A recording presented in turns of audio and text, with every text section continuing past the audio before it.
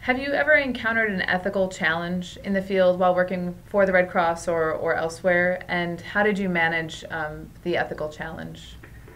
Yes, I undoubtedly have encountered ethical challenges in my own national society.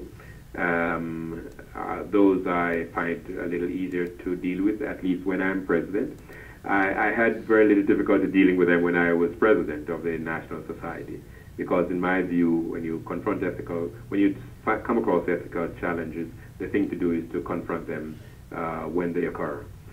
When I'm not in the leadership role, it becomes more difficult because I can only call attention. There is somebody else who has to then take the lead in doing that. At the federation level, I am relatively new in that I'm just in my second year as vice president, and so I am still coming to grips with some of the ethical challenges that exist at that level. But certainly, yes, we come across ethical challenges, and when I come across them as a governing board member, as vice president, I immediately bring those to the attention of my president, and among the five vice presidents, we discuss those ethical challenges and decide how we want to approach them. But certainly I believe that ethical challenges must be dealt with because they will eat away at the integrity of the organization if they're not dealt with. How do you determine what an ethical challenge is? And just thinking culturally across the so many different nations and whatnot.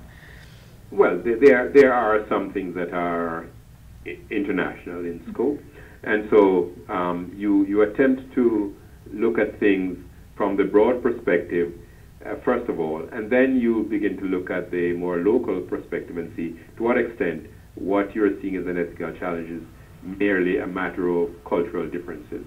I do not believe that the large cultural issues, the large ethical issues that we talk about are confined to any one culture. The dignity of human beings, the fairness, the justness, the equality of treatment, all of those are not confined to any one culture. And so if you take those broad issues, it is not difficult to reconcile them in a group as diverse as we are.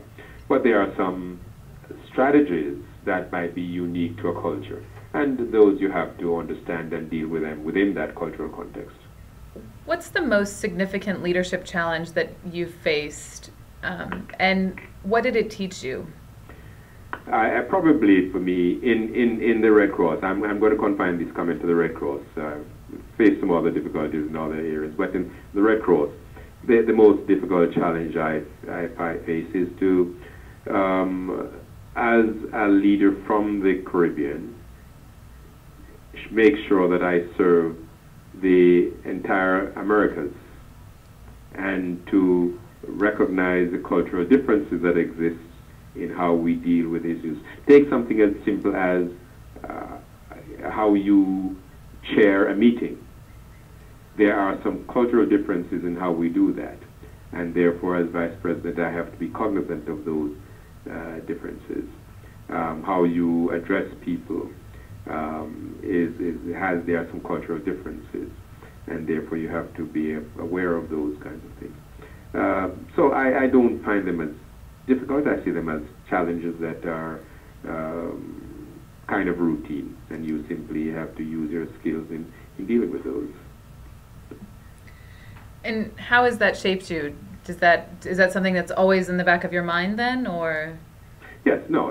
When you are dealing with people, particularly people with whom you have some differences in culture or differences in social upbringing, yes, you have to be always aware of that. And again, from my point of view, in a humanitarian organization, you have to be cognizant that there are things that you may do or say that may impinge on the effect you want to have on other people.